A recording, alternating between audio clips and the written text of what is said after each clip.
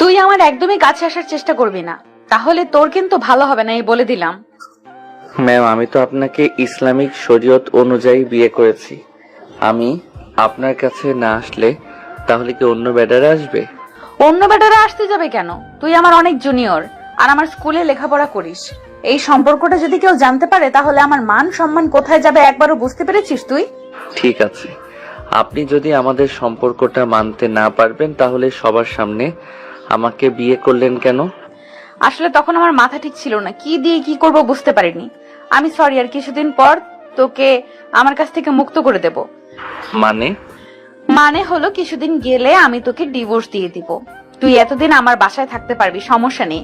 কিন্তু হ্যাঁ, কলেজের কেউ জানি বুঝতে না পারে আমাদের সম্পর্কটা।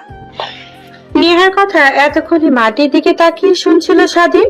হঠাৎ নেহার দিকে তাকাতেই তার গা ঘেমে একাকার হয়ে যায়। নেহার গায়ে জড়ানো একটা লাল বেনারসি শাড়ি, কোমরটা দেখা যাচ্ছে। ডিম লাইটের হালকা আলোতে মুখে এক অন্যরকম মায়া। স্বাধীন একা অন্য ঘরের মধ্যে যেতে লাগে। নেহা স্বাধীনকে আরো অনেক কথা বলতে লাগে, কিন্তু সেইগুলো কিছুই শুনতে পায় না সে। নেহাকে নিয়ে এক অন্য কল্পনা রাজ্যে পাড়ি জমিয়েছে স্বাধীন। অন্যদিকে নেহা স্বাধীনকে তার কোমরের দিকে ট্যাপ ট্যাপ করে তাকিয়ে থাকতে দেখে রেগে যায়। স্বাধীনের গালে ঠাস ঠাস করে দুইটা থাপ্পড় লাগিয়ে দেয়। স্বাধীনের ঘোর ভেঙে যায়।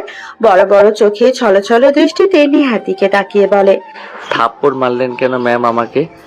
তোকে থাপ্পড় মারবো না জামাই আদর করবো? হ্যাঁ, আমার কোমরের দিকে ওরকম ভাবে তাকিয়ে আছিস কেন? তোকে না বললাম আমার কাছ থেকে তুই কোনো অধিকার চাইবি না? আর কি লুচ্চা তুই রে, ম্যামের দিকে অমন করে তাকাস। আমি লুচ্চামির কি করলাম ম্যাম? আমি তো আপনার কোমরের দিকে তাকিয়ে হারিয়ে গিয়েছিলাম। স্বাধীনের মুখ দিয়ে আচমকায় কথাটা বেরিয়ে যায়। নিজের জিভেতে নিজেই কামড় দিয়ে অন্যদিকে নেহার আগে শুধু ফুটেছে। কুত্তার বাচ্চা, তুই আমার দিকে তাকিয়ে থাকিস আবার আমাকে বাজে কমেন্ট করিস। যা রুম থেকে এক্ষুনি বের হবি। আর তোকে যেন আমার রুমে না দেখি। ওইরকম ভাবে তাকিয়ে আছিস, না জানি কখনো আমার উপর আবার আক্রমণ করিস। নেহার থাপ্পড় খেয়ে আর নেহার কথাগুলো শুনে স্বাধীন রেগে যায়। নিজের রাগকে আর কন্ট্রোল করতে না পেরে ধীরে ধীরে গতিতে নেহার দিকে এগিয়ে যেতে লাগে। অন্যদিকে নেহা স্বাধীন থেকে দিকে এগিয়ে আসতে দেখে ভয় পেয়ে যায়। না জানি এখন কি করবে ছেলেটা। দেখ, একদমই ভালো হবে না বলে দিচ্ছি। তুই আমার দিকে আর এক পাও যদি এগিয়ে আসিস তাহলে তোর একদিন কি আমার একদিন। আপনি আমার বিয়ে করা বউ ম্যাম, আমার সম্পূর্ণ অধিকার আছে আপনার উপর। আর কি বললেন আমি লুচ্চা, তাই না? ওয়েট, দেখাচ্ছি লুচ্চা কাকে বলে আর লুচ্চারা কি কি করতে পারে। দেখ, একদমই ভালো হবে না বলে দিচ্ছি। আমার রাগ উঠাস না কিন্তু, তাহলে কিন্তু তোকে এই বাড়িতে আর এক মুহূর্ত রাখবো না, বের করে দেব। তখন রাস্তায় রাস্তায় ঘুরে ঘুরে খাবি। নেহার কথায় স্বাধীনের কোনো হেলদোলি নেই। স্বাধীন অনবরত নেহার দিকে এগিয়েই যাচ্ছে। পিছু করতে করতে দেওয়ালের সঙ্গে পিঠ ঠেকে যায়। এই পাশ ওই পাশ দিয়ে কিছু খোঁজার চেষ্টা করে, কিন্তু কিছু আছে নাকি কিছুই খুঁজে পায় না। শেষমেশে স্বাধীন নেহাকে শক্ত করে দেওয়ালের সঙ্গে জড়িয়ে ধরে আর অনবরত নেহার ঘাড়ে কপালে কিস করতে লাগে।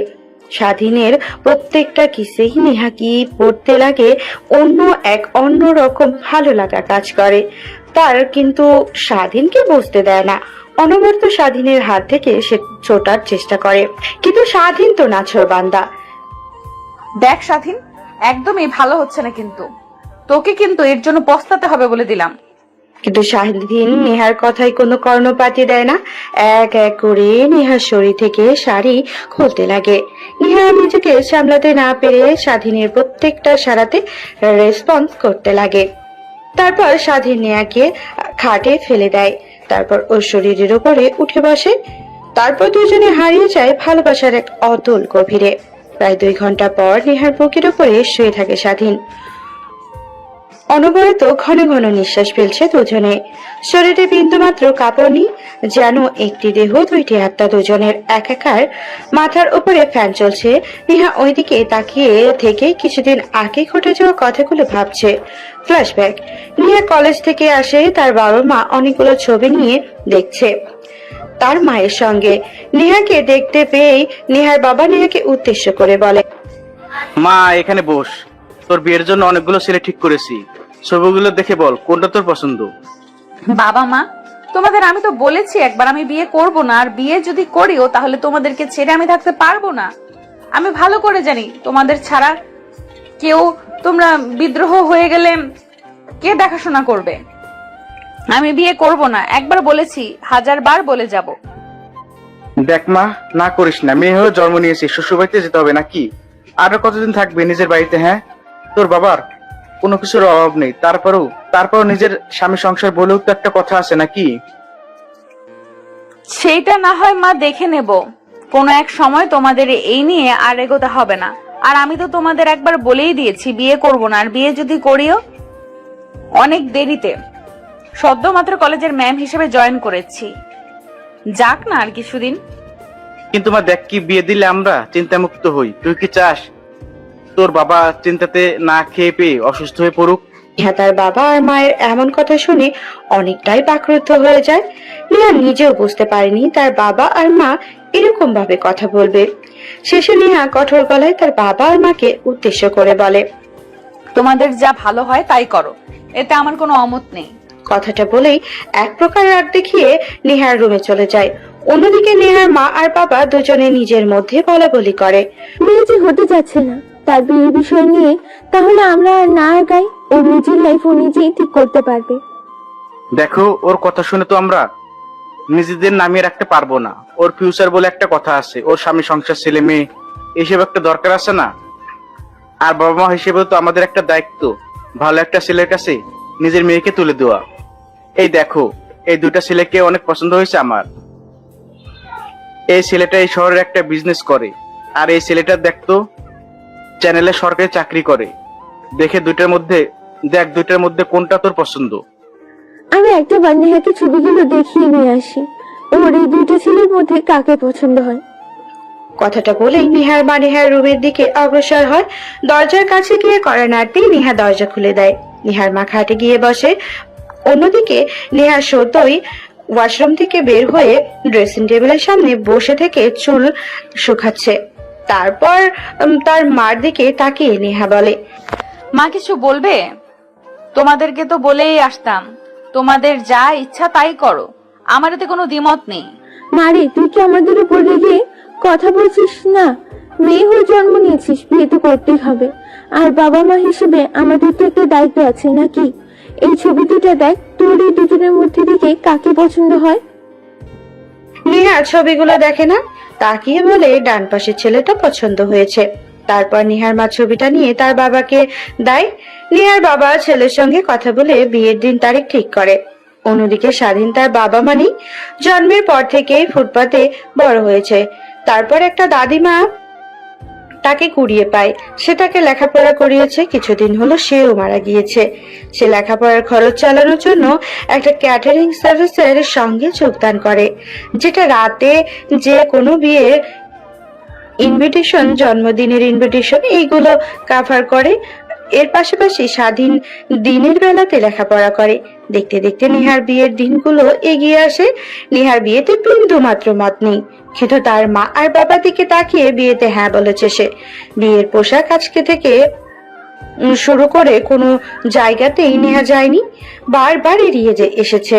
বিয়ের দিন সকালে নেহা তার মার কাছ, তার সঙ্গে নেহার বিয়ে হবে তার নাম্বারে মেসেজ করে তাকে ফোন করে নেহা, হ্যালো, আসসালামু আলাইকুম। কে? আমি কে এটা আপনার না জানলেও চলবে। আপনি যাকে বিয়ে করতে চলেছেন মেয়েটা অনেক বাজে, অনেক খারাপ, অনেক ছেলের সঙ্গে রিলেশন ছিল। ইভেন আপনি হয়তোবা জানেনও না, নেহার পেটে কিন্তু বাচ্চা আছে যার বাবার পরিচয় নেহা নিজেও জানে না। সে এর জন্য বিয়ে করতে রাজি ছিল না। সে চেয়েছিল বিয়ে না করে ছেলেটাকে জন্ম দিয়ে তাকে নিয়ে থাকতে। কে আপনি? আর এইসব কি বলছেন আমাকে? আর আপনি যে বলছেন এগুলো সত্যি কথা, তার কি প্রমাণ? প্রমাণ চাই আপনার, তাই না? আপনার হোয়াটসঅ্যাপে দেখেন, কয়েকটা ছবি পাঠিয়ে দিচ্ছি, ওইগুলো দেখলেই আমার মনে হয় আপনার আর কোনো প্রমাণ লাগবে না। আর এখন আমি রাখি, বাকিটা আপনার ইচ্ছে, একটা নষ্টা মেয়েকে বিয়ে করবেন কিনা। কথাটা বলে নেহা ডেভিল একটা হাসি দেয়। অন্যদিকে ছেলেটা হোয়াটসঅ্যাপ ওপেন করতেই দেখতে পায় কয়েকটা পিকগুলো ওপেন করতে দেখে নেহা একটা হাসপাতাল থেকে বের হচ্ছে। একটা ছেলেকে জড়িয়ে ধরে নিহা একটা ছেলের কাঁধে মাথা দিয়ে পার্কে বসে আছে। আরেকটা ছবিতে আরেকটা ছেলের সঙ্গে কফির মগে দুইজনে স্ট্রিট দিয়ে কফি খাচ্ছে। এইগুলো দেখে যে কেউ মাথায় রাগ উঠে যেতে পারে। নিহার প্রতিটা ছেলে রাগ উঠে যায়, কিন্তু কি করবে বুঝতে পারি না। সেভাবে এখন বিয়েটা ভাঙা যাবে না, এর উচিত একটা শিক্ষা দিতে হবে। তাই আনমনে ভাবতে লাগে, আমাকে ঠকানো, তাই না? ওয়েট, আমি দেখাচ্ছি। এমন অবস্থা করব আপনাদের মানুষের সামনে মুখ দেখাতে পারবেন না আপনারা। কথাটা বলে ছেলেটা ডেভিল একটা হাসি দেয়। অন্যদিকে যতই সময় ঘনিয়ে আসে ততই নেহার মুখে হাসি ফুটে উঠেছে, কিন্তু বিয়ে বাড়ির সমাগম এখনো কমেনি। নেহা ভাবতে লাগে, তাহলে কি ছেলেটা এসব কিছু বিশ্বাস করেনি? ভেবে নেহার ঘাম ঘেমে একাকার হতে লাগে। কি এত কিছুর পরেও নেহাকে বিয়ে করতে হবে? এসবে ভাবতে লাগে নেহা। ঠিক তখনই বাহির থেকে শব্দ আসতে লাগে, বর এসেছে, বর এসেছে। এইটা দেখে নেহার তো এখন মরে যেতে ইচ্ছে করছে। জানালার কাছে গিয়ে দেখে বরের গাড়ি এসেছে। নেহা কান্না করতে লাগে। এত কিছু করার পরেও একটা ছেলে কিভাবে বিয়ে করতে রাজি হয়? কিন্তু কি আর করার, এখন বাবা মায়ের মুখের উপরে নাও বলতে পারবে না। দেখতে দেখতে বড়রা এসে খাওয়া দাওয়া শেষ করে কাজের কাছে নিয়ে যায় নেহাকে। বিয়ে পড়াতে যাবে, ঠিক তখনই বর অর্থাৎ ছেলেটা দাঁড় হয়ে যায়। তারপর সবাইকে উদ্দেশ্য করে বলতে লাগে, এই যে দেখছেন মেয়েটা, বাজে একটা মেয়ে। ওনার পেটে বাচ্চা আছে, বাচ্চার বাবাকে সেটা উনি নিজে জানে না। আর এই যে আঙ্কেল, আপনি কি ভেবেছিলেন আপনার নষ্ট মেয়েকে আমার সঙ্গে জড়িয়ে দেবেন আর আমি হাসি হাসি মেনে নেব? তা কখনই না। আপনার নষ্ট মেয়েকে আপনি কোথায় বিয়ে দেবেন তা জানি না, কিন্তু আমি বিয়ে করছি না। আসি। ছেলেটা বলেই ছেলেটা বর আসন থেকে উঠে যায়। নেহা এতক্ষণে কান্না করছিল, হঠাৎ কথাগুলো শুনে হাসি রেখা ফুটে ওঠে সকলের সামনে। ইয়াহু একটা চিৎকার দেয়। সবাই নেহার দিকে ড্যাব ড্যাব করে তাকিয়ে থাকে। একটা মেয়ের বিয়ে ভেঙে গেছে, আর সে আবার সকলের সামনে ইয়াহু এনজয় করছে। মাথা ঘুরে পড়ে যায়। সবাই চিৎকার দিয়ে ওঠে। নেহা তার ঘুমটা উঠিয়ে তার বাবার কাছে যায়। তার বাবার অবস্থা বেগতিক দেখে নেহা কান্না করতে লাগে। এটা সে না করলেও পারত। তার একটা ভুলের জন্য তার বাবাকে হারাতে হবে, এ সবাই ভেবেছিল। ঠিক তখনই নেহার বাবা সবাইকে উদ্দেশ্য করে বলে, আই এম সরি, আমার মেয়েকে ভালো শিক্ষা দিতে পারি নাই। এর কারণে সে নষ্ট একটা মেয়ে। আমি আপনাদের কাছ থেকে হাত জোর করে ক্ষমা চাচ্ছি, আপনাদের সবাইকে নিমন্ত্রণ করে সকলের সামনে অপমান অপদস্থ করার জন্য। প্লিজ আমাকে ক্ষমা করে দিবেন। পাশ থেকে অনেকে অনেক কথা বলছে, আবার অনেক মেয়েরা নিজেদের মধ্যে ঘানাঘোষা করছে। পাশ থেকে নেহা সবকিছুই শুনছিল, কিন্তু তার এখন কিছুই করার নেই। নেহা কখনো ভাবতেও পারেনি যে এই বিয়ে ভাঙতে এসব করতে গেল এত বড় কিছু হয়ে যাবে। অন্যদিকে স্বাধীন নেহার বাসার ক্যাটারিং এর দায়িত্বে এসেছিল, কাজ করছিল। হঠাৎ এসব শুনতে পেয়ে অনেকটা অভাবী হয়ে পড়ে, কারণ বিয়েতে থাকা মেয়েটা ছিল তাদের কলেজের ম্যাম। প্রথম দেখাতে বুঝতে পারেনি, যখন ঘোমটা তুলে তার বাবার কাছে আসে তখন স্বাধীন চিনতে পারে নিহার বাবার অবস্থা বেগতিক দেখে স্বাধীন একটা গ্লাসে পানি নিয়ে ভিড় ঠেলে সামনে দিয়ে নিহার বাবাকে দেয়। নিহার বাবা স্বাধীনের হাত থেকে পানি নিয়ে খায়, তারপর স্বাধীনের দিকে তাকিয়ে বলে, আচ্ছা বাবা, তুমি কি বিয়ে করেছো? আর তোমার কি গার্লফ্রেন্ড আছে? সবার সামনে এরকম প্রশ্নে শুনে স্বাধীন ভাবাচেকা খেয়ে যায়। কি বলবে বুঝতে পারছে না, নিজেকে সামলে নিয়ে বলে, না আঙ্কেল, আমি বিয়ে করিনি, আর আমার গার্লফ্রেন্ডও নেই। এরকম অনাথ ছেলেকে কখনো কেউ ভালোবাসতে পারে নাকি? আবার যে কিনা নিজের খরচ নিজেই বহন করতে পারে না। কি বলছো বাবা? স্বাধীন একটু বাক্যে কাঁদো কাঁদো কণ্ঠস্বরে শুরু করে শেষ পর্যন্ত নিহার বাবাকে বলে। এটা শুনে নিহার বাবা অনেকটা খুশি হয়। তারপর স্বাধীনকে উদ্দেশ্য করে বলে, দেখো বাবা, তোমার লেখাপড়া খরচ ক্লাস আমার বড় বড় কোম্পানি আছে, তাদের দায়িত্ব তোমাকে দেব, বিনিময়ে তোমাকে আমার মেয়েকে বিয়ে করতে হবে। স্বাধীন কথাটা শুনে অনেকটাই অবাক হয়, কারণ মেঘ না চাইতেই জল। কিন্তু নিমেষে মেয়েটার অর্থাৎ নেহার কথাগুলো তার কানে ভাসতে লাগে। অনেক খারাপ, তার পিঠে বাচ্চা আছে। স্বাধীন সেই কথাগুলোকে কর্ণপাত না দিয়ে আনমনে ভাবতে লাগে। উনি তো আমাদের কলেজের ম্যাম। আমি যতটুকু দেখেছি অনেক ভালো, কিন্তু তার নামে এসব মিথ্যা অপবাদ ছড়ালো। আবার হইতেও পারে মানুষের চেহারা দেখে তো আর মানুষের চরিত্র নির্ধারণ করা যায় না। আচ্ছা, না হয় বাদই দিলাম, আমার নিজের লাইফটা তো পরিবর্তন করতে পারবো, এটাই অনেক কিছু। অনেকে তো ধর্ষিতা ডিভোর্সি মেয়ে বিয়ে করেন, আমি নাই তো বাচ্চা সহ মেয়েকে বিয়ে করলাম। এটা না হয় এখন নতুন ইতিহাস হয়ে থাকলো। স্বাধীন এইসব কথা চিন্তা করে হ্যাঁ বলে দেয়। তারপর নিহার বাবা সবাইকে উদ্দেশ্য করে বলে, ভাই সাহেব, যারা এসেছেন প্লিজ খাওয়া দাওয়া করে যাবেন। আর আমার মেয়ের বিয়ে হবে আজকে এই মুহূর্তেই। তারপর নেহা স্বাধীনের দিকে তাকিয়ে সে চিনতে পারে না, ভাবতে লাগে কোথায় যেন দেখেছি, কিন্তু মনে করতে পারে না। তারপর নেহার বাবা স্বাধীনের হাতে একটা রুমি নিয়ে যায়, তারপরে একটা প্যাকেট দিয়ে বলে, বাবা এখানে শেরওয়ানি আছে, এগুলো পরে বাইরে আসো। কথাটা বলে নিহার বাবা চলে যায়। স্বাধীন প্যাকেটটা খুলে দেখে শেরওয়ানি, পায়জামা, চাদর আর ক্যাটারিং এর ড্রেসটা খুলে ফেলে। তারপর শেরওয়ানি আর পাঞ্জাবি পরে রুমের বাইরে আসে। তারপর নিহার বাবা স্বাধীনের হাত ধরে সব বড় আসনে নিয়ে যায়। এক পাশে স্বাধীন, অন্য পাশে নেহাকে নিয়ে বসিয়ে দেয়। তারপর কাজী সাহেব পুনরায় বিয়ের প্রস্তুতি শুরু করেন। দেখতে দেখতে বিয়ে হয়ে যায়। অনেক বাজে কমেন্ট, অনেকে আবার ভালো কমেন্ট, আবার নেহার দোষও অনেকে ধরেছে, আবার নেহাকে ভালো বলেছে। এসবই বলেছে। দেখতে দেখতে বিয়ের সময় শেষ হয়ে যায়। নেহাকে তার রুমে রেখে আসা হয়। এতক্ষণে রুমটা সুন্দর করে সাজানো হয়ে গেছে। স্বাধীন সোজা ছাদে চলে যায়। মুক্ত আকাশে প্রাণ ভরে শ্বাস পেতে লাগে। সেইভাবে অনেকটা সময় পার হয়ে যায়। পকেট থেকে ফোন বের করেন। আবার ভাইবেন না টাচ ফোন, এটা একটা বাটন ফোন বের করে সময় দেখে রাত বাজে গেছে। ফোনটা পকেটে রাখতেই পেছন থেকে তার কাঁধে কেউ একজন হাত রাখে। স্বাধীন পেছনের দিকে তাকিয়ে দেখে নেহার বাবা। তারপর স্বাধীনকে উদ্দেশ্য করে নেহার বাবা বলে, বাবা জানি না কি তোমার পরিচয়, কিন্তু তোমার ব্যবহার দেখে এতটুকু বুঝতে পেরেছি তুমি অনেক ভালো মনের, ভালো স্বভাবের একটা ছেলে। আমি তোমাকে সেই প্রথম থেকে লক্ষ্য করেছিলাম। কাজের ক্ষমতা, সকলের সঙ্গে ভালো ব্যবহার, এইসব দেখে আমি মুগ্ধ হয়েছিলাম, কিন্তু ভাবতে পারিনি বিয়েটা এইভাবে ভেঙে যাবে আর তোমার সঙ্গে আমার মেয়েকে বিয়ে দিতে হবে।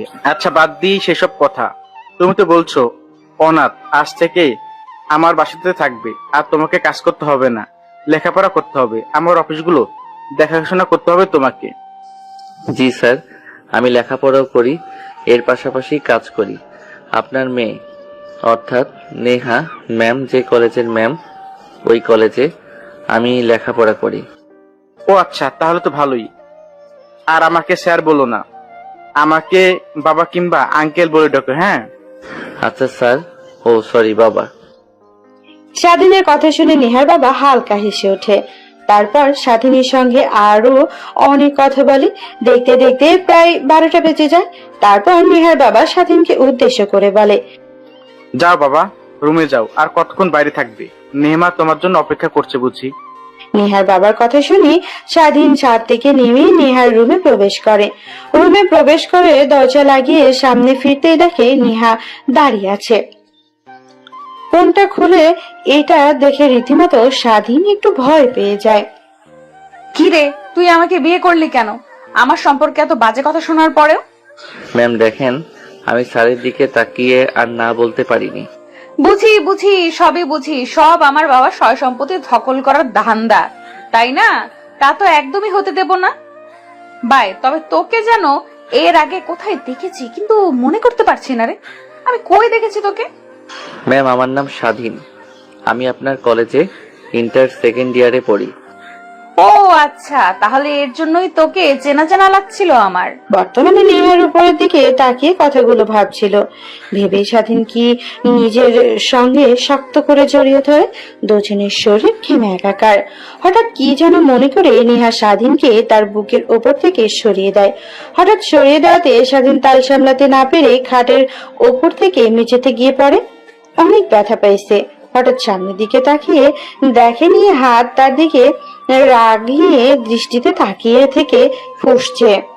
কুত্তার বাচ্চা, তোকে বলেছিলাম না তুই আমার কাছে আসার চেষ্টা করবি না? আর তুই কিনা আমার সঙ্গে ছি। আমি কি করলাম? যা করার তো। চুপ, একদমই চুপ। আর একটা কথা বলবি না তুই। কথাটি বলেই নেহা স্বাধীনের সামনেই তার না দাঁড়িয়ে থেকে ওয়াশরুমের দিকে চলে যায়।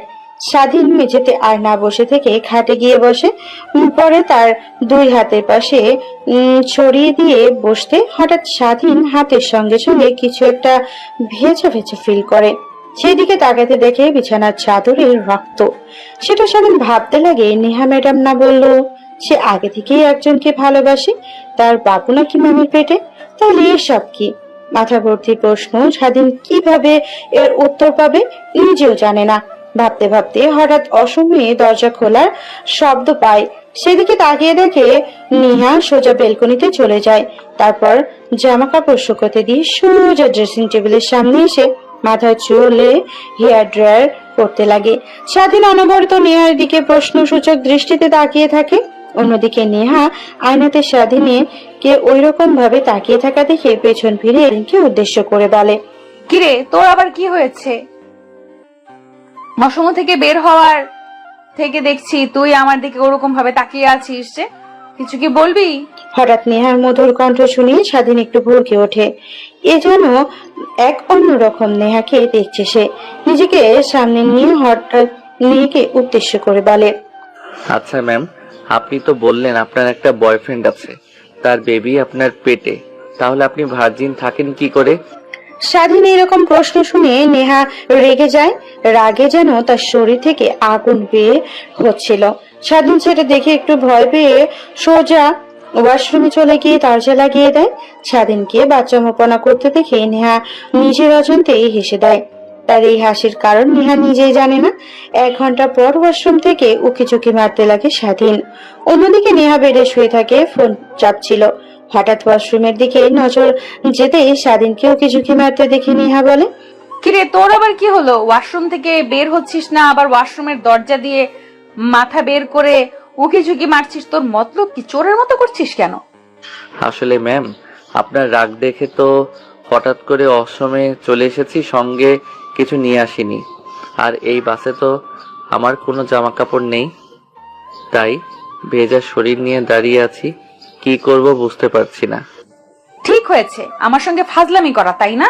এখন বোঝ হারে হারে শিক্ষা পা। নেহার কথা শুনে স্বাধীন ছলছল দৃষ্টিতে নেহাকে উদ্দেশ্য করে বলে, ম্যাম, এই ভোলা ভালা নাদান ছেলেটাকে ভেজা শরীর নিয়ে দাঁড় করাইয়া রাখলে যদি জ্বর আসে, তখন তো আপনাকেই দেখভাল করতে হবে। আমার বয়ে গেছে তোকে দেখবো, তোর জ্বর আসলেই কি আর না আসলেই কি। আচ্ছা ওয়েট, আমি তোকে আমার একটা টি শার্ট আর প্যান্ট দিয়েছি, ওইটা পরে বের হ। কি? আমি আপনার প্যান্ট আর টি শার্ট পরবো না? এটা কখনোই পারবো না। আমার বলার দরকার ছিল, বললাম, বাকিটা তোর ইচ্ছে। তুই এখন ভেজা শরীর নিয়ে রুমে থাকবি নাকি বাহিরে আসবি? আচ্ছা ম্যাম, তাহলে দিন। তারপর নেহা ফোনটা একপাশে রেখে ওয়ার্ড্রপ থেকে তার একটা টি শার্ট আর প্যান্ট বের করে দেয় স্বাধীনকে। স্বাধীন প্যান্ট, টি শার্ট আর গামছা দিয়ে দরজা লাগিয়ে দেয়। তারপর সে সকল পোশাক পরে বাইরে আসতেই নেহাকে স্বাধীনের দিকে তাকিয়ে অট্ট হাসিতে লুটিয়ে পড়ে।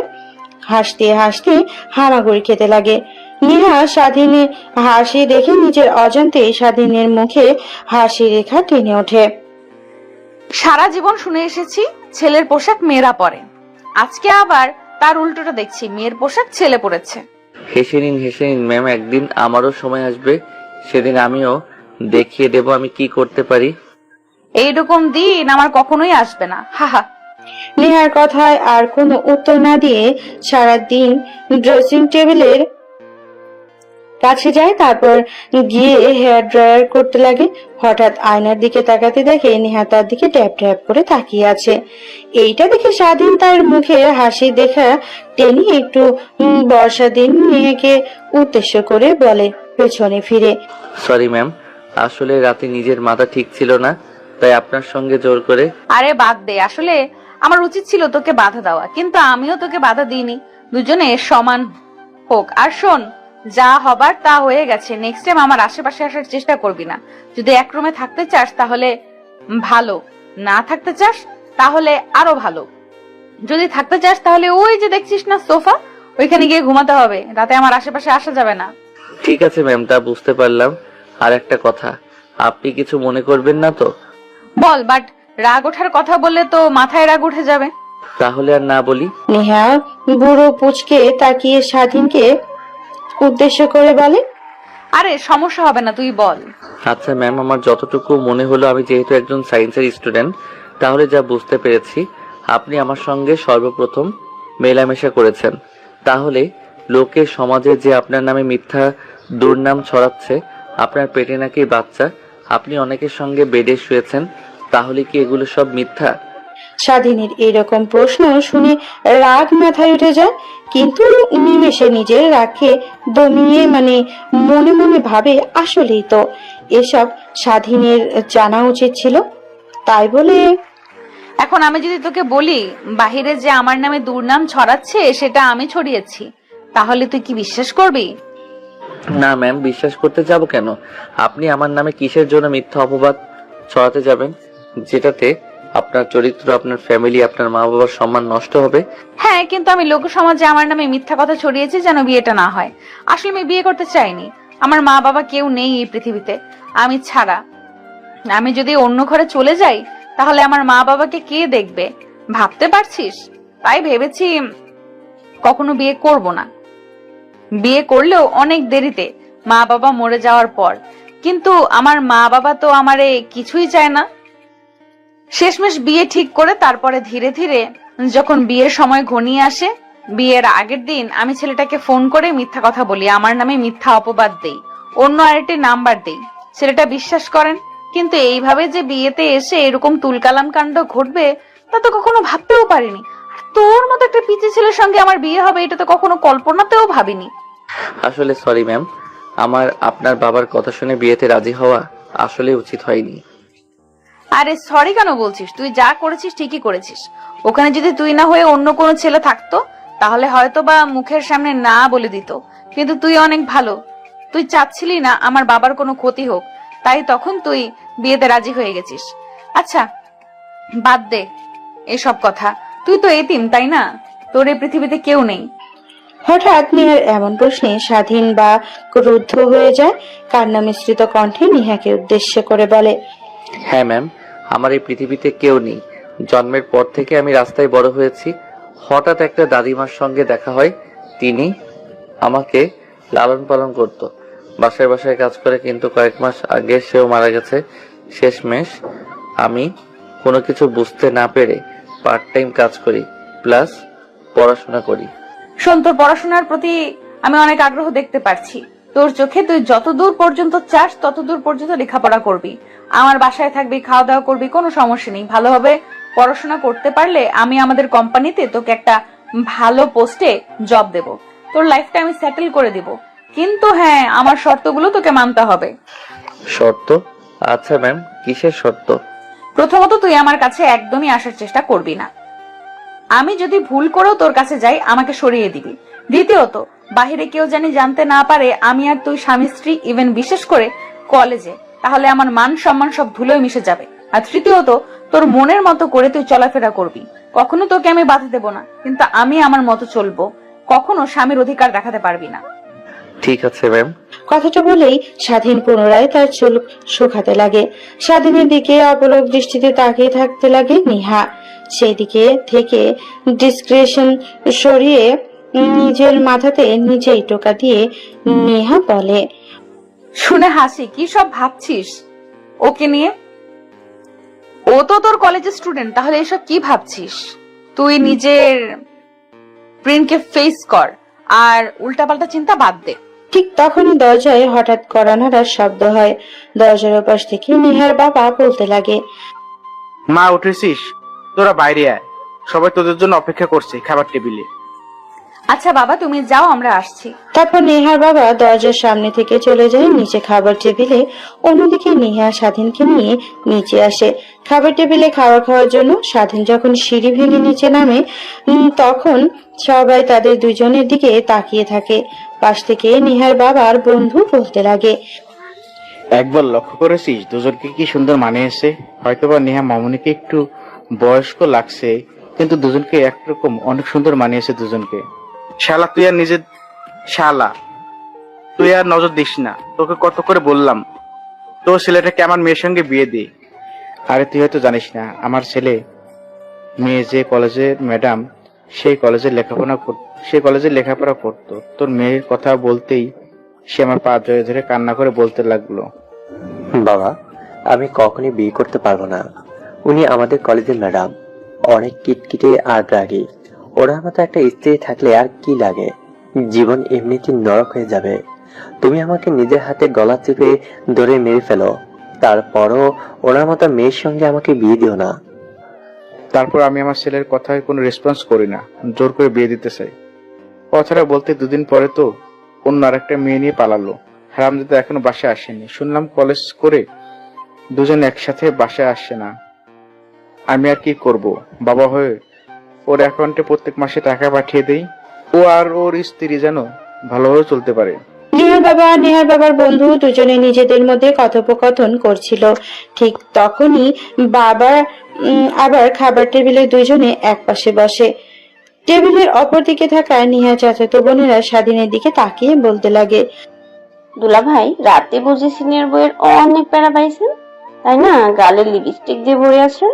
স্বাধীন নিহা চাচাতো বোনের কথাটা শুনে নিজের গালে হাত দিয়ে দেখতে লাগে। অপরদিকে থাকা নিহা চাচাতো বোনেরা স্বাধীনের এইরকম কর্মকাণ্ড দেখে হাসাহাসি করতে লাগে আর বলতে লাগে, দেখেছিস, আমার কথাটাই ঠিক। তাহলে সিনিয়র বউ আপনাকে রাতে অনেক আদর করেছে। ভেবেছিলাম আপুকে যে রাগী হয়ে থাকতে, ভেবেছিলাম তো আপনার খবর আছে, কিন্তু এইসব হয়ে গেল তা তো আমরা ভাবতেও পারিনি। অন্যদিকে নিহা স্বাধীনের এরকম বাচ্চামো দেখে না করতে নিজের অজান্তে মাথায় হাত দিয়ে মনে মনে বলতে লাগে, হায় রে কপাল, কি একটা ছেলের সঙ্গে বিয়ে দিয়ে দিল বাবা, বাচ্চা কোথাকার। ও তো গোসল করেছেন, মুখেও তো লিপস্টিক থাকার কথা না, তারপরেও এতজনের সামনে শরম দেওয়ার জন্য নিজের গালে হাত দিয়ে দিল। অন্যদিকে নিহা চাচাতো বোনেরা বুঝে যায় স্বাধীনের গালে হাত দেওয়াতে যে তাদের মধ্যে রাতে কিছু না কিছু তো হয়েছে। এর কারণেই হয়তোবা স্বাধীন লিপস্টিক দেখার জন্য গালে হাত দিয়েছিল। স্বাধীন আর মাথা তুলে তাকাতে পারছে না, নিচের দিকে তাকিয়ে আছে। অন্যদিকে নিহা চাচাতো বোনেরা স্বাধীনকে অনবরত বলেই চলেছে, আচ্ছা ভাইয়া, রাত কটা পর্যন্ত জেগেছিলেন? আচ্ছা, প্রথমে কে শুরু করেছিল, আপনি নাকি আপু? মনে হয় না তো আপু, আপনি শুরু করেছিলেন। স্বাধীন কিছুই বলছে না। অন্যদিকে নেহার রাগে পাত ভেঙে যায়। নিজেরা কি আর কন্ট্রোল করতে না পেরে খাবার টেবিলে দুই হাত দিয়ে থাপ্পড় দিয়ে বলে, কি শুরু করেছিস তোরা? থামবি একটু? আসার পর থেকে উল্টাপাল্টা কথা বলে চলেছিস। আমি তোদের বড় আপু, এখানে বসে আছি, তারপরে উল্টাপাল্টা কথা বলছিস। নিহার রাগে সবাই ভয় পায়, কারণ নিহার রাগ অনেক ভয়ঙ্কর। রাগে প্লেটটা ফ্লোরে ছুঁড়ে মারে, তারপর খাবার টেবিল থেকে উঠে নিজের রুমের দিকে চলে যায় নেহা। অন্যদিকে স্বাধীন নেহার রাগের কারণ বুঝতে পারে, কিন্তু কিছুই বলে না। খাবার খাওয়া শেষ করে একটা প্লেটে খাবার নিয়ে রুমে চলে যায়। তারপর রুমে গিয়ে দেখে নেহা খাটের উপরে আতশোয়া হয়ে কিছু একটা ভাবছে। খাবার প্লেটটা টি টেবিলে রেখে স্বাধীন বলে, ম্যাম, এই নাম আপনার জন্য খাবার নিয়ে এসেছি, পানিও নিয়ে এসেছি। আর হঠাৎ রেগে গেলেন যে? ওনারা তো আমার সঙ্গে ফাইজলামি করছিল, আর আপনি রেগে গেলেন। যেখানে লেগে যাওয়ার কথা আমার।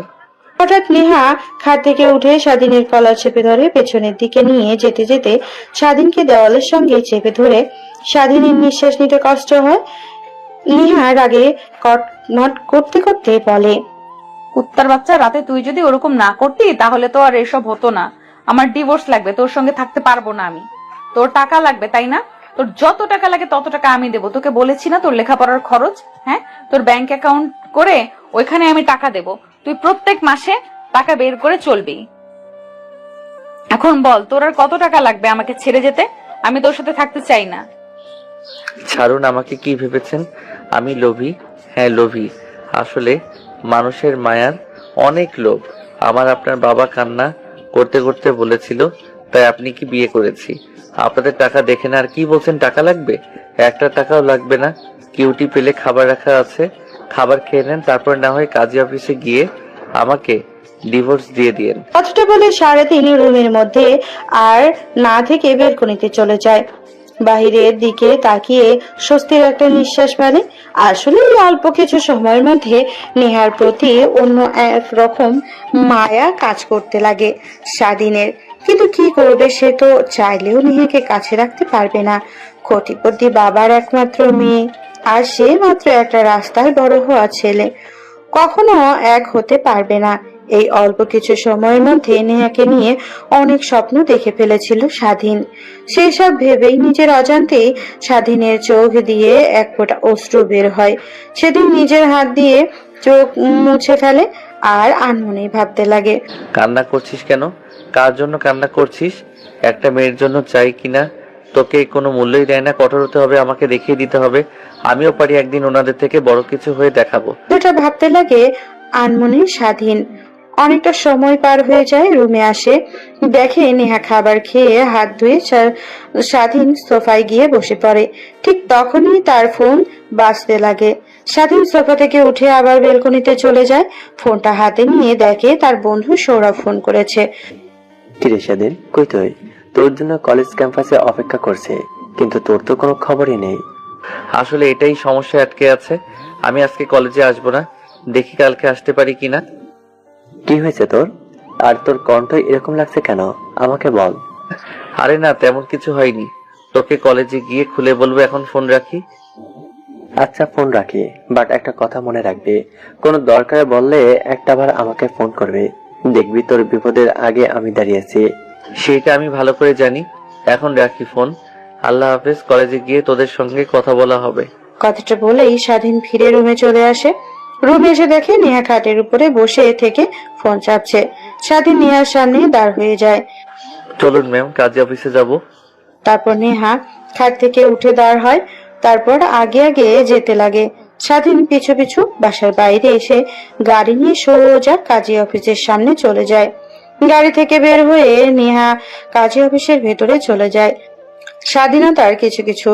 তারপর কাজী সাহেব টেবিলের সামনে চেয়ার টেনে নেহা আর স্বাধীন দুজনেই বসে পড়ে। তারপর স্বাধীন কাজী সাহেবকে উদ্দেশ্য করে বলে, আঙ্কেল, আমাদের ডিভোর্স লাগবে। আচ্ছা, বুঝতে পারলাম। তো তোমাদের বিয়ের পর কয়দিন হয়েছে? একদিন হয়েছে। কি একদিন হয়েছে আর একদিন পর এসেছো ডিভোর্স নেওয়ার জন্য? আজকাল মেয়েরা কি ভাবে, নিজেদেরকে বিয়েটা ছেলে খেলা মনে করে, আর একদিন পরে আর ডিভোর্স হয় না, মিনিমাম 3 মাস লাগে। তোমরা যদি ডিভোর্স নিতে চাও তাহলে তোমাদের দুজনকে একসঙ্গে 3 মাস থাকতে হবে, তারপর না হয় ডিভোর্সের জন্য অ্যাপ্লাই করতে পারবে। এর আগে অ্যাপ্লাই করলে তোমাদের ডিভোর্স হবে না। পাশ থেকে নেহা শুধু কথাগুলো শুনছিল। তারপর কাজী অফিস থেকে বের হয়ে আসে নেহা স্বাধীন। নেহার পিছু পিছু তারপর ফুটপাতে এসে দাঁড় হয়ে নিজের পা দিয়ে মাটিতে একটা লাথি দিয়ে বলতে লাগে, কি, এই ছোট লোকের বাচ্চার সঙ্গে থাকতে হবে, তাও আবার 3 মাস? আমার তো আর একদিনও থাকতে ইচ্ছে করছে না। নেহার কথা শুনে স্বাধীন কৃত্রিম হাসি রেখা তার মুখে টেনে বলে, সমস্যা নেই ম্যাম, হতাশ হবেন না। 3টা মাস তো মাত্র। আমি আপনার সঙ্গে না থাকি, আমি যেখানে ছিলাম আগে বস্তিতে সেইখানেই চলে যাব। যদি আঙ্কেল কিছু জিজ্ঞেস করে তাহলে বলে দিয়েন যে আমার আপনাকে পছন্দ হয়নি। অনেক সিনিয়র মেয়ে, তাই আমি আপনাকে ছেড়ে চলে গিয়েছি। আর যা পারেন তাই বলেন, আমার নামে সমস্যা নেই। আর আপনি তো আমার কলেজের ম্যাম, 3 মাস পর না হয় আমাকে নিয়ে এসেন, তখন ডিভোর্স দিয়ে দিব। স্বাধীনের কথা শুনে নেহার বুক কেমন যেন চিনচিন করতে লাগে। সে নিজেও জানে না কেন এরকম অনুভব হচ্ছে তার, কিন্তু নিজের মুখে হাসি রেখে টেনে বলে, ভালো একটা বুদ্ধি দিয়েছিস তুই। তাহলে বরং আজ থেকে তুই তোর পথ, আমি আমার পথে। আর মনে রাখিস, 3 মাস পর এসে আমাকে ডিভোর্স দিয়ে যাস। সেটা আপনাকে বলতে হবে না ম্যাম। কথাটা বলেই স্বাধীন ফুটপাত দিয়ে হেঁটে তার বস্তির দিকে যেতে লাগে। নেহা সেখানেই দাঁড়িয়ে থাকে। স্বাধীনকে যেতে দেখে তারপর গাড়িতে উঠে বসে। নেহা যেতে লাগে তার বাড়ির দিকে। তার বাড়ির দিকে দুজনের সম্পর্কটা অনেক ঘনিষ্ঠ, কিন্তু দূরত্বটা অনেক। তারপর স্বাধীন বস্তিতে চলে যায়। একটা দিন না থাকায় রুমটার বেহাল দশা, রুম গোছাতে লাগে। নেহা বাসায় যায়। নেহাকে একা দেখে নেহার বাবা নেহাকে উদ্দেশ্য করে বলে, মা, একা যে স্বাধীন বাবা কই? নেহা তার বাবার এরকম প্রশ্নে কি জবাব দেবে বুঝতে পারে না।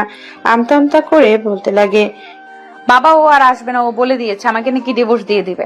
আমার মতো বাজে মেয়ের সঙ্গে কখনোই থাকতে পারবে না। কি ওর এত বড় সাহস আমার মেয়েকে খারাপ বলা? আজ ওর একদিন কি আমার একদিন।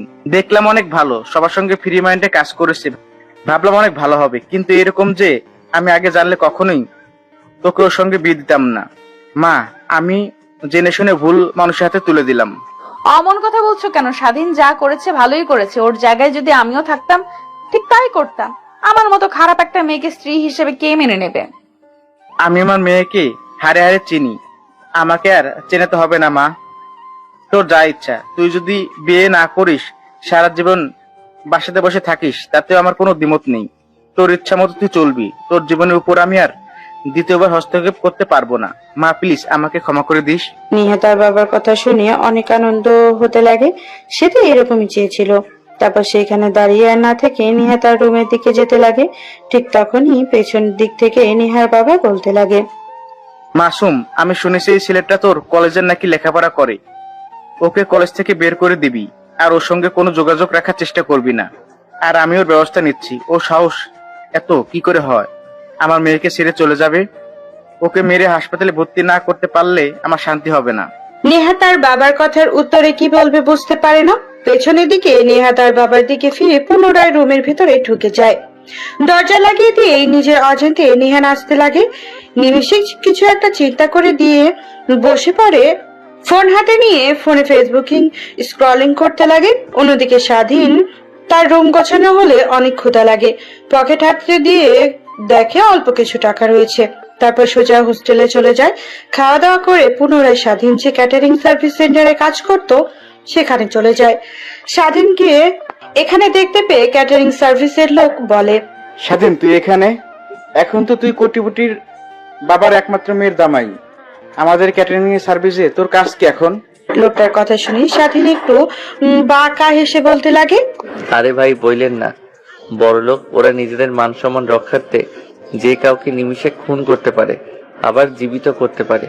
আসলে ওইটা দিয়েছিল না, ওইটা ছিল সম্মান রক্ষা করার জন্য শুধুমাত্র একটা পলিসি। তা বাদি সেসব কথা। কুত্তার বাচ্চা, তো সাহস কত আমার মেয়েকে অপমান করে? তোর জন্মের পরিচয় নেই, তোকে আর কি বলবো? আমার মেয়েকে বাজে বলা, তাই না? আজ তোর একদিন কি আমার একদিন।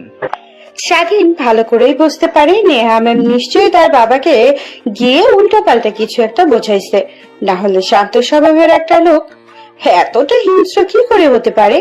স্বাধীন কিছুই বলে না। তার উত্তরে এক চিমটি হাসে। রেখা জানে মুখে এইটা দেখে নেহার বাবা রেগে গিয়ে বলে, এই তোরা কি দেখছিস? 10 শালাকে আর মার, এমন মার মারবি যেন প্রতিটা অমাবস্যা রাতে মাজার হারে হারে ব্যথা কুকড়ে ওঠে আর আমার কথা মনে পড়ে। নিহার বাবার কথা বলতে দেরি হলেও ছেলেগুলো লাঠি দিয়ে মারতে দেরি হয় না। স্বাধীনকে ছেলেগুলো মারতে মারতে পুরো আধমরা করে ফেলে। হঠাৎ একটা ছেলে স্বাধীনের মাথায় লাঠির আঘাত করতেই স্বাধীন অজ্ঞান হয়ে মাটিতে পড়ে যায়। আর কিছু মনে নেই তার।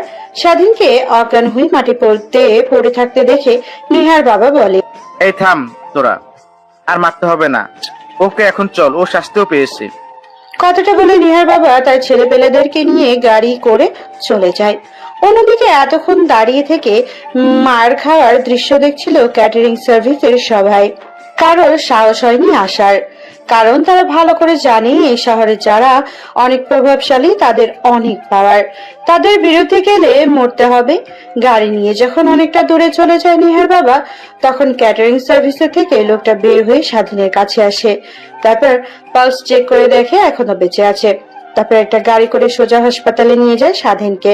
অন্যদিকে নিহা, বাবাকে তো বললামই, ছোট থেকে দেখে এসেছি যারা আমার বিরুদ্ধে বাজে কিংবা খারাপ কথা বলে তাহলে তো তাদেরকে অনেক মারে। কিছুদিন আগেই তো একটা বখাটে ছেলে আমাকে কিস করেছিল, বাবাকে বলতেই বখাটে ছেলেকে বাবা কিনা মারা গেল। এখন যদি স্বাধীনকে গিয়ে মারে, ছেলেটার তো কোনো দোষ নেই, অযথাই মার খাবে। ঠিক তখনই দরজার কড়া নাড়ার শব্দ হয়।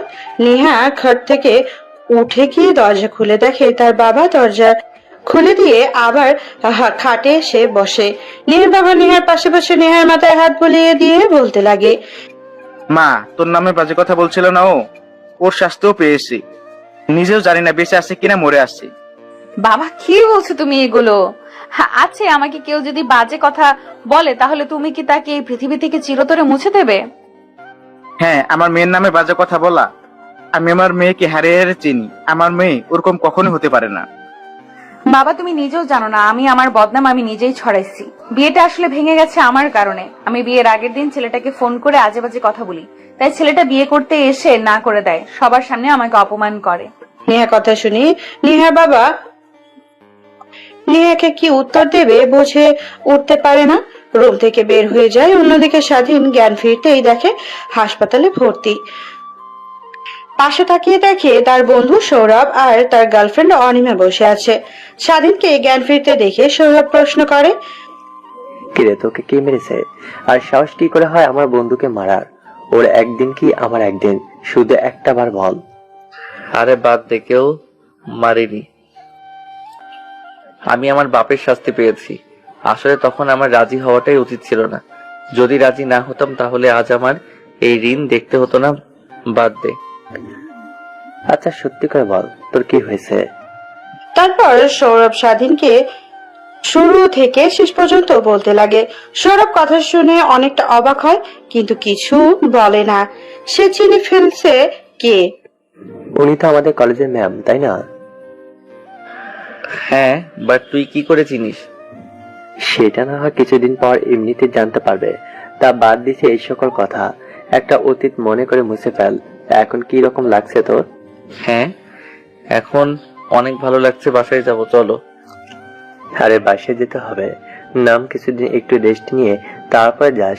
তোর মাথায় অনেক জোরে আঘাত লাগায় অনেক রক্ত বের হয়েছে। ডাক্তার বলেছে তাও সর্বনিম্ন 2-3 দিন থাকতে হবে। আমার আবার রক্ত? বাদ দে, চল। ডাক্তার এত তাদের ব্যবসার পুঁজি করানোর জন্য বলবেই। তারপর সৌরভ স্বাধীনকে অনেক করে বোঝানোর চেষ্টা করে, কিন্তু স্বাধীন কিছুই বোঝে না। হসপিটাল থেকে বের হয়ে আসে, হাতে ব্যান্ডেজ, মাথায় ব্যান্ডেজ। এই অবস্থায় ক্যাটারিং সার্ভিস সেন্টারে গিয়ে কাজও করতে পারবে না। তাই সৌরভের সঙ্গে একটা রেস্টুরেন্টে যায়, খাওয়া দাওয়া করে সারাদিন তার বস্তিতে চলে যায়। অন্যদিকে তাহলে স্বাধীনের নেহা ম্যামের সঙ্গে বিয়ে হয়েছিল, তাই না? তোমার যার সঙ্গে বিয়ে হওয়ার কথা ছিল উনি তো? হ্যাঁ, তুমি ঠিকই দেখেছো কতটা বাজে। তুমি বলতে ভালো, অনেক ভালো, কিন্তু দেখেছো তার মনের ভিতর কতটা কালো। আসলে মানুষের উপরটা দেখে ভেতরটা নির্ধারণ করা যায় না। অনেক বাজে একটা মেয়ে। তাই তো আমি বিয়ে করতে রাজি হইনি, তোমাকে বিয়ে করেছি।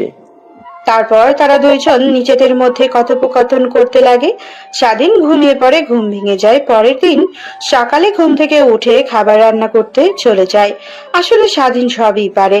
রান্না করে খাওয়া দাওয়া শেষ করে স্বাধীন চলে যায় কলেজে। কলেজে গিয়ে সৌরভদের সঙ্গে আড্ডা দিতে লাগে।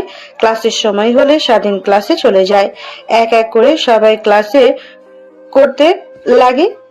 স্বাধীন মনোযোগ দিয়ে পড়তে লাগে। নিহার ক্লাস আসতেই নিহা ক্লাসরুমে আসে। প্রথমে নজর দেয় স্বাধীনের দিকে। মাথায় ব্যান্ডেজ করা, হাতে পায়ে ব্যান্ডেজ ইউজ করা। বোঝা যায় অনেক মেরেছে তার বাবা, কিন্তু এগুলো তো ছেলের মধ্যে, তো তাকে গিয়ে কিছু বলতে পারবে না। এক এক করে স্বাধীন সব কটা ক্লাস শেষ করে বাইরে পট গাছের নিচে বসে আড্ডা দিচ্ছিল। ঠিক তখনই নিহা স্বাধীনের কাছে এসে বলে, একটু এইদিকে আসো, তোমার সঙ্গে কিছু কথা বলার আছে। না ম্যাম, যা বলার এখানে বলেন। আমার বন্ধু আর কোথাও যাবে না। আবার যদি আপনার বাবাকে নিয়ে উল্টোপাল্টা কথা বলেন তখন তো আবার আমার বন্ধুকে মারবে। যা বলার এখানে বলেন। একটু এইদিকে আসো, তোমার সঙ্গে ইম্পর্টেন্ট কিছু কথা বলার আছে। তারপর স্বাধীন সেখান থেকে উঠে খানিকটা দূরে গিয়ে দাঁড়ায়। তার পিছু আসে নেহা। স্বাধীনকে উদ্দেশ্য করে বলে, আসলে আই এম সরি, আমি কখনো ভাবতেও পারিনি আমার এই মিথ্যা বলার কারণে তোমাকে আমার বাবা মারবে। সরি, আমাকে মাফ করে দিও। আরে না ম্যাম, সরি বলছেন কেন? আমরা তো মানুষই না, আমাদের আবার সরি বলতে হবে? আমি কিছু মনে করিনি, আপনি এখন আসতে পারেন। স্বাধীনের এরকম কথা শুনে নেহার বুকে চিনচিনে ব্যথা করতে লাগে। নিজের অজান্তে একটু কিছু হারানোর অনুভব পাইছে। এইভাবে পেরিয়ে যায় অনেকটা দিন। দেখতে দেখতে কলেজের নবীন বরণ সব শুরু হয়ে যায়। সবাই যে যার মতো সাজুগুজু করে কলেজে এসেছে, কিন্তু স্বাধীন প্রত্যেক দিনের নয় আজকেও এমন ভাবে এসেছে কলেজে। কিন্তু নেহা দিন দিন স্বাধীনের উপরে কেমন যেন দুর্বল হতে লাগে। নেহা নিজেও জানে না কি কারণে। নেহা একটা গায়ের শাড়ি পরে এসেছে। মাথায় স্কার্ফ বেঁধে এসেছে, সবার সঙ্গে একত্র হয়ে দাঁড়িয়ে অনুষ্ঠান দেখছিল। হঠাৎ করে স্বাধীনকে একটা মেয়ের কলার চেপে ধরে একটা পরিত্যক্ত ক্লাসরুমের দিকে নিয়ে যেতে লাগে। এইটা চোখ এড়ায় না নিহার। স্বাধীন অনেক করে ছাড়ানোর চেষ্টা করে, কিন্তু মেয়েটা তাকে ছাড়ে না। নিহা এটা দেখে পেয়ে অনেকটা রেগে পিছু পিছু তাদের ক্লাসরুমে দিকে আসতে লাগে। হঠাৎ করে দরজা খুলে ভেতরে ঢুকে দেখে মেয়েটা স্বাধীনকে জোর করে কিস করতে চাচ্ছে, কিন্তু স্বাধীন বারবার তাকে সরিয়ে দিচ্ছে। মেয়েটা আর কেউ না, এই কলেজের প্রিন্সিপালের মেয়ে। এইসব কি? হ্যাঁ, প্লিজ ছেড়ে দেন, আমাকে একদম ভালো হচ্ছে না। দেখো, সত্যি কয়েকটা কথা বলি, আমি বিবাহিত, আমার স্ত্রী আছে। কথাটা শুনেই মেয়েটা স্বাধীনের কলার ছেড়ে দেয়, বড় বড় করে তাকে সত্যি করে বলছি আমি বিবাহিত। মেয়েটা বলে। এইটা শুনে মেয়েটা স্বাধীনকে ছেড়ে দিয়ে রুম থেকে বের হয়ে যায়। দরজার সামনে নেহাকে দেখতে পেয়ে এক প্রকার ভরকে উঠে স্বাধীন। আসতে যাবে, দরজার সামনে নেহাকে দেখতে পেয়ে একটু বাকরুদ্ধ হয়ে যান। নেহা স্বাধীনকে দেখে নিজেকে সামলাতে পারে না, ক্লাসরুমের দরজাটা ভেতর থেকে আটকিয়ে দেয়।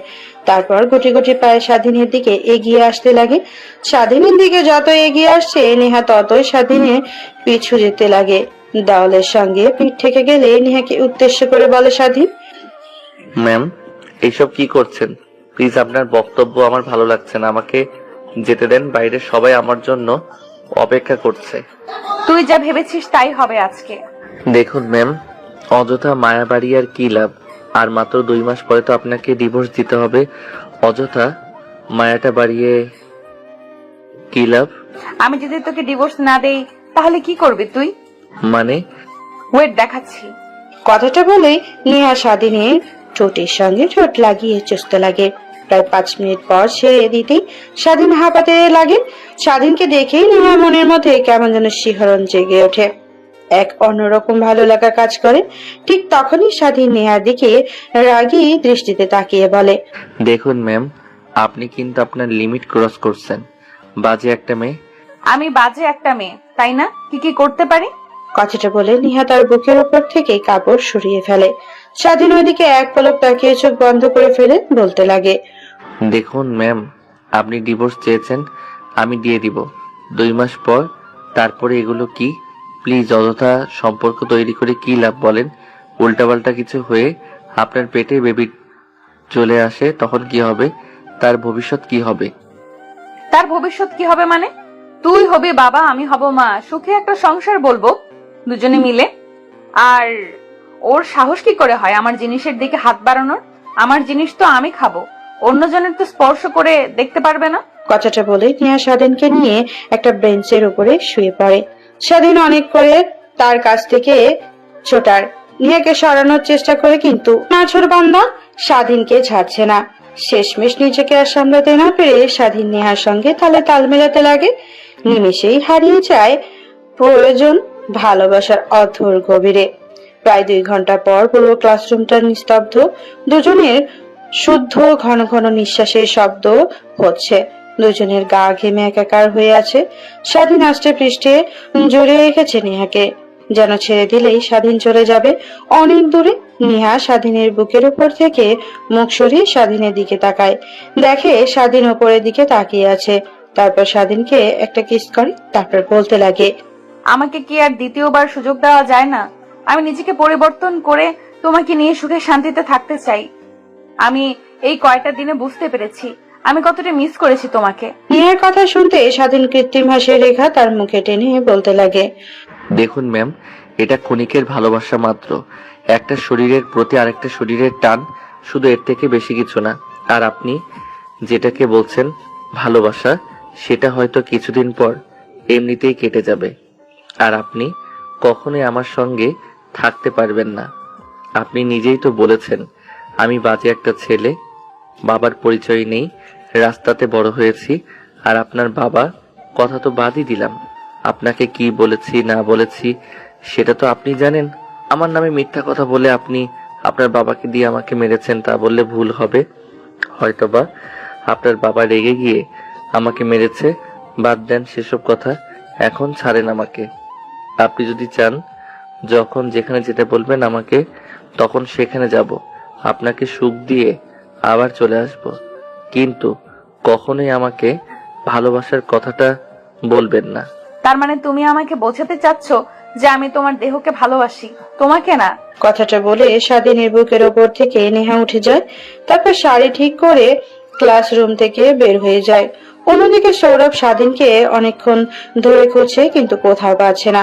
হঠাৎ নেহাকে একটা পরিত্যক্ত ক্লাসরুম থেকে বের হতে দেখে যেতে খানিকটা অবাক হয়। সৌরভ সেই দিকে যায়, ক্লাসরুমে উকি মারতে দেখে স্বাধীন সেইখানে। তারপর সৌরভ স্বাধীনের কাছে গিয়ে বলে, কি হয়েছে তোর? এই পরিত্যক্ত রুম দাঁড়িয়েছিস আর নেহা ম্যামকে দেখলাম এই রুম থেকে চলে যেতে। কি হয়েছে বল? কিছুই হয়নি, চল। কথাটা বলে স্বাধীন রুম থেকে বের হয়ে যায়। তার পিছু পিছু সৌরভও চলে আসে। তারপর নবীন বরণ উৎসবের কাছে গিয়ে দেখতে লাগে সেইভাবে পড়ে যায় দিনটা। রাতের বেলা স্বাধীনতা তার রুমে গিয়ে খাটে শুয়ে পড়ে ভাবছিল। হঠাৎ করে ম্যামের কি হলো? সে এইসব কথা বলছে যে হয়তোবা এটা তার মহৎ না হয় আমার দেহের প্রতি তার লালসা, নাকি আসলেই সে আমাকে ভালোবাসতে শুরু করেছে। স্বাধীন এসবে ভাবছিল। অন্যদিকে নেহা তার বাবার সঙ্গে খাবার খাচ্ছিল। হঠাৎ তার বমি বমি অনুভব হয়। তারপরে দৌড়ে বেসিনের কাছে গিয়ে বমি করতে লাগে। এটা দেখে নেহার বাবা একটু চিন্তিত হয়ে পড়ে। তারপর নেহার কাছে গিয়ে মাথায় হাত বুলিয়ে দিতে দিতে বলে, মা, তোর কি হয়েছে? ঠিক আছিস তো? হ্যাঁ বাবা, ঠিক আছে। জানি না হঠাৎ করে কি হলো, বমি হতে শুরু করলো। ডাক্তারকে ফোন করব আসার জন্য? না বাবা, ফোন করতে হবে না, বেশ কিছুদিন হলো এরকম হচ্ছে। ভাবছি ডাক্তারের কাছে গিয়ে পরীক্ষা করে আসবো কলেজ থেকে আসার সময়। আচ্ছা মা। কথাটা বলে নিহার বাবা খাবার খেয়ে তার রুমে চলে যায়। কোন দিকে নিহার আর খাবার খেতে ইচ্ছে করে না। তার রুমে চলে যায়, ফোন বের করে বাচ্চাদের ভিডিও দেখতে লাগে। নিজের অজান্তেই কেন যেন এইগুলো দেখতে ভালো লাগছে। রাত যখন অনেকটা গভীর হয়ে যায়, নিহার চোখে কোনো ঘুম নেই। কেমন যেন টক খেতে ইচ্ছে করছে তার। তাই রুম থেকে বের হয়ে কিচেন রুমে চলে আসে। ফ্রিজ থেকে আচারের কৌটোটা বের করে খেতে লাগে। এইদিকে নিহার বাবার অনেক পানির তৃষ্ণা পাওয়ায় নিচে আসে পানি খাবার জন্য। নিহাকে আচার খেতে দেখে তার সন্দেহটা আরো গাঢ় হয়। নিহার কাছে এসে বলতে লাগে, মা, ঠিক আছিস তো তুই? তোকে দেখে অনেকটা পরিবর্তন লাগছে। হ্যাঁ বাবা, ঠিক আছি। না জানি কি কারণে অনেক টক খেতে ইচ্ছে করছে, তাই খেলাম। থাকো, রুমে যাই, অনেক ঘুম পেয়েছে। কথাটা বলে কৌটাটা আটকে ফ্রিজে রেখে নিহা তার রুমে চলে যায়। অন্যদিকে নিহার বাবার মাথা ঘেমে একাকার হয়ে যেতে লাগে। সে যা চিন্তা করছে তা যদি সত্যি হয়, রাতটা পেরিয়ে যায়। সকালবেলা ফ্রেশ হয়ে কলেজে চলে যায় নেহা ক্লাস করানোর জন্য। এক এক করে সবার ক্লাস করাতে লাগে। স্বাধীন ক্লাসরুমে এগিয়ে ক্লাস করার ছিল। হঠাৎ নিয়ে মাথা ঘোরান দিয়ে মাটিতে অজ্ঞান হয়ে পড়ে যায়। সবাই তড়িঘড়ি করে কাছে আসে। মুখে পানি ছিটা দিতেও জ্ঞান ফিরে আসে না। এটা দেখে সবাই একটু অবাক হয়। স্বাধীন একটু বেশি হয়। তারপর নেহাকে পাজা কোলে তুলে স্বাধীন বাহিরে আসে। তারপর একটা সিএনজিতে করে সোজা হসপিটালে নিয়ে যায়। স্বাধীন অন্যদিকে সবাই দেখে তো অবাক হয়ে যায়। তারা নিজেদের মধ্যেই কানাঘুষা করতে লাগে। স্বাধীনটা ওভার রিয়াক্ট করলো কেন? হয়তো বা ম্যামের কারণে এইসব ভাবছিল। কোনো দিকে স্বাধীন হসপিটালে নিয়ে গিয়ে তৈরি করে নেহাকে ডাক্তারের কাছে নিয়ে যায়। ডাক্তার নেহাকে দেখতে লাগে। কিছুক্ষণ পর ডাক্তার হাসিমকে স্বাধীনের কাছে এসে বলে, আগে বলুন আপনি পেশেন্টের কি হন? স্বাধীন বুঝতে পারে না কি বলবে, আমতা আমতা করে মুখে ফসকেই বলে ফেলে, আমি ওনার হাজবেন্ড। কি হয়েছে ওনার? ও জুনিয়র। আচ্ছা বাদ দাও সেসব কথা, খুশির খবর আছে। আগে মিষ্টি খেলাম, আপনি বাবা হতে চলেছেন। ডাক্তারের কথা শুনে স্বাধীনের মুখে হাসি রেখা ফুটে ওঠে। সে বাবা হচ্ছে। চিন্তার কোনো কারণ নেই, একটু পর বেডে শিফট করা হবে। আর এখানে কিছু ওষুধ লেখা আছে, ওষুধগুলো নিয়ে আসুন। তারপর নেহাকে বেডে শুয়ে রাখা হয়। সারাদিন গিয়ে নেহার পাশে চেয়ার টেনে বসে নেহার হাত শক্ত করে জড়িয়ে ধরে। ঠিক তখনই নেহার জ্ঞান ফিরে আসে। স্বাধীনকে দেখতে পেয়ে নেহা বলে, কি হয়েছে আমার? আর আমি এখানে কেন, হসপিটালে কেন? আমি তো ক্লাসরুমে ছিলাম। ম্যাম, আপনি মা হতে চলেছেন। মানে? তারপরেও স্বাধীন তার হাতে থাকা রিপোর্টগুলো নেহার দিকে এগিয়ে দেয়। রিপোর্টগুলো দেখে নেহা স্বাধীনকে শক্ত করে জড়িয়ে ধরে গালে কপালে কিস করে বলতে লাগে, এখন অন্তত আমাকে ছেড়ে চলে যেও না। আমাদের বাবুর কথা চিন্তা করে ওনার তো এখন বাবা দরকার। প্লিজ আমাকে ভুল বুঝে ছেড়ে যেও না। নেহার কথা শুনে স্বাধীনে হাসির রেখা তার মুখে টেনে বলে, কিছুদিন পর আপনাকে এমনি মেনে নিতাম ম্যাম, এখন তো আবার সারপ্রাইজ দিলেন আমাকে বাচ্চার বাবা, নিজে একটা বাচ্চা, এখন আবার বাচ্চার বাবা হব। কোন বাচ্চাকে সামলাবেন ম্যাম এখন? 2 বাচ্চাকে সামলাবো। কথাটা বলে নেহা স্বাধীনকে শক্ত করে তার সঙ্গে জড়িয়ে ধরে। আরো একটা ভালোবাসা পূর্ণতা পেল। না জানি রাইটারের জীবনে এরকম ভালোবাসা আদৌ আসবে কিনা। ধন্যবাদ সবাইকে আমাদের গল্পের সাথে থাকার জন্য।